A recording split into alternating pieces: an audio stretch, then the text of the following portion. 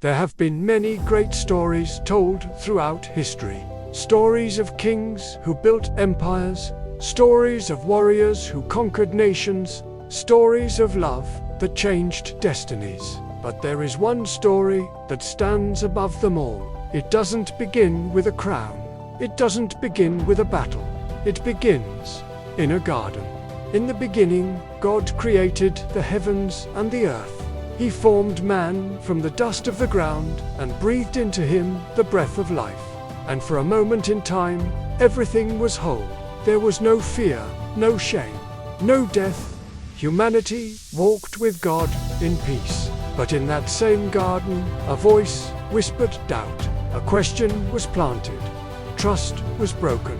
And with one choice, everything changed. Innocence gave way to guilt. Peace gave way to separation. And the shadow of death entered the world. It looked like the end. But even then, a promise was spoken that one day a deliverer would come. One who would crush evil and restore what had been lost. Generations passed. Empires rose and fell. Prophets spoke of hope. Heaven seemed silent. Then, in a small town called Bethlehem, under the quiet of night, a child was born. Not in luxury, not in power, but in humility, laid in a manger. That child grew into a man who walked dusty roads and spoke words that stirred hearts. He touched the untouchable. He healed the broken. He forgave the guilty. He spoke of a kingdom not built by human hands. Crowds followed him, but not everyone believed him. He was betrayed by a friend, denied by those closest to him. Condemned, though innocent, he carried a cross up a hill.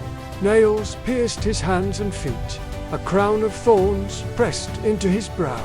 The sky grew dark. It looked like defeat, but it was love.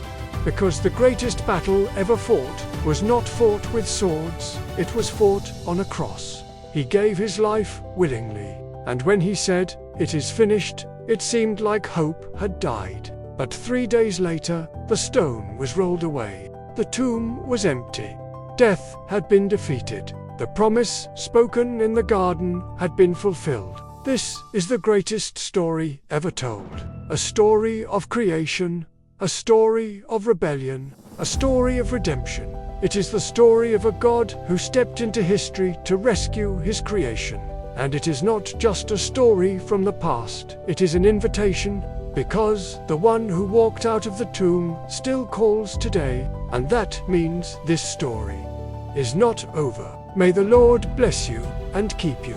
May the Lord make his face shine upon you and be gracious unto you. May the Lord lift up his countenance upon you and give you peace.